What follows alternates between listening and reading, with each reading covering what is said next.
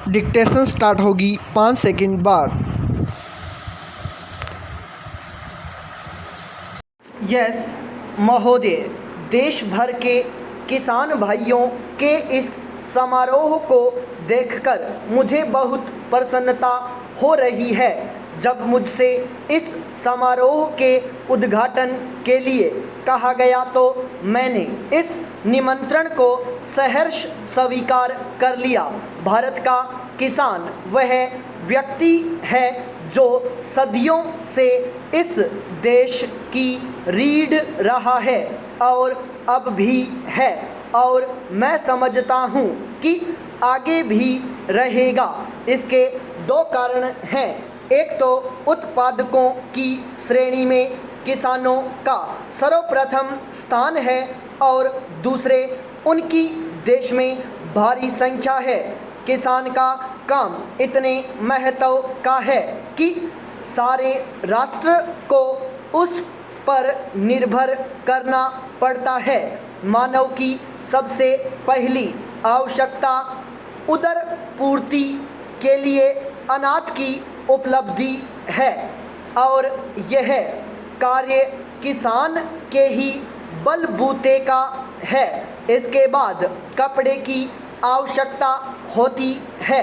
इसके लिए भी रुई किसान ही पैदा करता है और यदि वह चाहे तो चरखा चलाकर समय का उपयोग कर सकता है जो यूं ही नष्ट जाता है, और इस प्रकार कपड़े के लिए सूत भी तैयार कर सकता है। किसानों के कल्याण का अर्थ देश की जनता के एक बहुत बड़े भाग का कल्याण समझना चाहिए। हमारे देहातों की उन्नति और उनका यथोचित विकास वास्तव में बहुत दूर तक किसानों की उन्नति से बढ़कर और कुछ नहीं। यही कारण है कि देहात सुधार के सभी कामों की सफलता का मापदंड किसान की स्थिति को ही समझा जाता है। यह प्रसन्नता की बात है कि इस संगठन में केवल खेतीहर लोग ही सम्मिलित नहीं है, बल्कि उन सब संस्थाओं और वर्गों के प्रतिनिधि भी हैं जिनका खेती से संबंध है और जिनका दैनिक जीवन में किसानों से संबंध पड़ता है। हमारे किसान भाइयों का काम कुछ इस प्रकार का है कि अधिकतर उन्हें खेती या उसकी देखभाल के संबंध में गांवों में ही रहना पड़ता है। इसलिए ऐसे अवसर जब उनका संपर्क दूसरे क्षेत्रों में काम करने वाले लोगों से हो सके, उन्हीं के लिए नहीं बल्कि दूसरे लोगों के लिए भी मूल्यवान है। एक दूसरे से मिलना और विचार विनिमय करना दृष्टिकोण को अधिक विस्तृत बनाने का सर्वोत्तम साधन है। इन दिनों जबकि राष्ट्रीय निर्माण और विकास के कार्य के संबंध में महत्वपूर्ण योजनाएं बनाई और चालू की जा रही है, इस प्रकार के संपर्क और एक दूसरे के विचार जानने का विशेष महत्व है। इसलिए मैं इस आयोजन का हृदय से स्वागत करता हूं और इसके संयोजकों को बधाई देता हूं। पाई पैराचेंज। मैं समझता हूं कि दूसरी बातों के जानने के साथ साथ एक बात ऐसी है जिसका ज्ञान सहज और सुग्राह्य रूप से किसानों तक पहुंचना अत्यंत आवश्यक है। शिक्षित समाज की धारणा यह है कि हमारे देश के किसान रूढ़िवादी हैं और वे अपनी पुरानी रीति नीति को जल्दी नहीं बदलते, इसलिए उनमें नए विचार अथवा नई प्रक्रियाओं का प्रचार बहुत कठिन होता है। मैं समझता हूँ कि यह एक अत्यंत भ्रामक विचार है। यह सच है पाई पेराचेंज महोदय। आवश्यकता इस बात की है कि खेती के साथ साथ गोवंश की भी उन्नति होनी चाहिए, क्योंकि हमारी खेती उसी पर निर्भर है। गाय हमें दूध, दही, घी, मक्खन इत्यादि के रूप में पुष्टिकर भोजन देती है।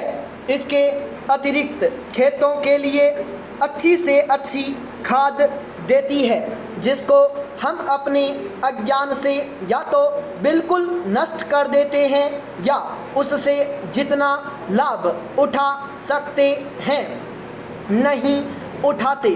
वह बछड़े देती है जो हल जोतते हैं और गाड़ियों को खींचते हैं, यहाँ तक कि मरने पर वह बहुमूल्य चमड़ा भी दे जाती है। और यदि अन्य वस्तुओं का भी ठीक उपयोग करें तो अन्य आवश्यक चीज़ें भी उसके मृत शरीर से हम पा सकते हैं। मेरा विश्वास है कि यदि हम गोपालन ठीक से करें तो एक बार फिर इस देश में दूध की नदियाँ बहने लग सकती हैं। इसके लिए कुछ रूढ़ियों को छोड़ना होगा और गाय के लिए समग्र सेवा भाव को ग्रहण करना होगा, अर्थात उसको अच्छा पुष्टिकर भोजन देने से लेकर नस्ल सुधार और मरने पर उसके शरीर से या जो कुछ भी लाभ उठाया जा सकता है उसको प्राप्त करने का पूरा प्रयत्न होना चाहिए। जब तक कृषि सुधार और गोसंवर्धन के कार्य साथ साथ नहीं किए जाएंगे तब तक खाद्य समस्या पूरी तरह हल नहीं हो सकेगी। खाद्य पदार्थों में अन्न आवश्यक है, पर दूध, दही, घी, मक्खन इत्यादि अर्थात गोरस भी किसी रूप में कम आवश्यक नहीं पाई पेराचेंज। देश की कृषि अनुसंधानशालाओं को जो खेती और पशुओं की नस्ल सुधार आदि का काम बराबर कर रही है, उस काम के परिणामों का किसानों में पूरी तरह प्रचार करना चाहिए। तभी देश को इन वैज्ञानिक खोजों का पूरा लाभ मिल सकता है। पश्चिमी देशों के परीक्षणों से खेती के क्षेत्र में इन अनुसंधानों और वैज्ञानिक खोजों का महत्व और उत्पादन पर प्रभाव भली प्रकार प्रमाणित हो चुका है।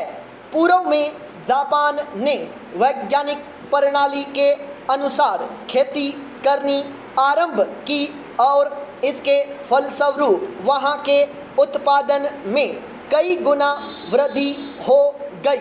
इस प्रकार अपने निर्वाह के लिए काफ़ी खाद्य पदार्थ पैदा करने के लिए, जिसमें अनाज और गोरस दोनों हैं, किसानों को नई खोजों से लाभ उठाकर नई पद्धतियां अपनानी चाहिए। इस संबंध में आपके समाज का यह सुझाव कि किसानों को पूसा कृषि अनुसंधानशाला और राज्यों में स्थित अनुसंधानशालाओं में कुछ दिन रहने का अवसर दिया जाए, अत्यंत प्रशंसनीय है। मेरा विश्वास है कि किसानों को पूसा कृषि अनुसंधानशाला और राज्यों, किसानों और हमारे अनुसंधानकर्ताओं के बीच इस प्रकार के मेलजोल का फल बहुत ही लाभदायक होगा और इस प्रकार किसान लोग सभी वैज्ञानिक खोजों को समझ और देखभाल कर काम में ला सकते हैं। भारत कृषक समाज इन सभी खेती और किसान संबंधी कार्यों में बहुत कुछ कर सकता है। यह किसानों का अपना संगठन है और व्यावहारिक सहायता की आशा कर सकते हैं। स्टॉप।